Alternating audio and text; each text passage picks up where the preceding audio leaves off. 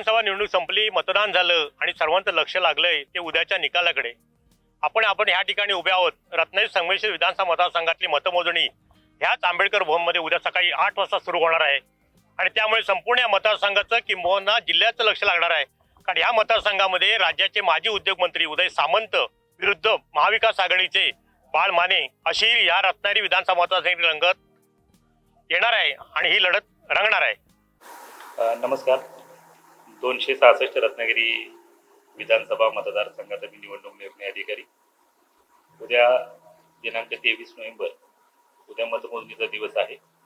266 रत्नागिरी विधानसभा मतदारसंघाची मतमोजणी डॉक्टर बाबासाहेब आंबेडकर सामाजिक न्याय भवन वारगाव रत्नागिरी या ठिकाणी आहे.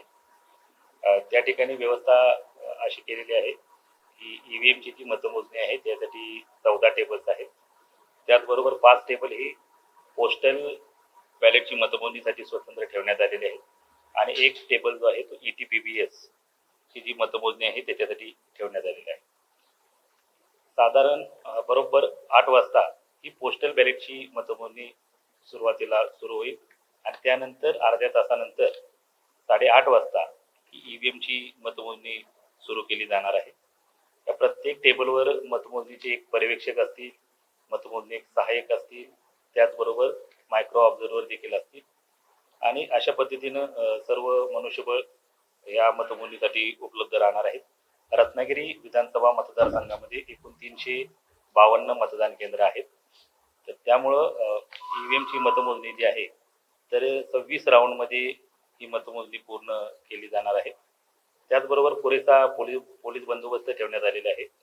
एक DYSP, 4 पोलीस निरीक्षक, API PSI 20 आणि 300 पेक्षा अधिक पोलीस बंदोबस्त हा मतमोजणीच्या साठी उपलब्ध राहणार आहे. त्याचबरोबर पार्किंगची व्यवस्था करण्यात आलेली आहे. वाहतुकीची व्यवस्था देखील केलेली आहे. निवडणूक लढवणाऱ्या उमेदवारांना देखील स्वतंत्र जागा या पार्किंगसाठी उपलब्ध करून देण्यात आलेली आहे.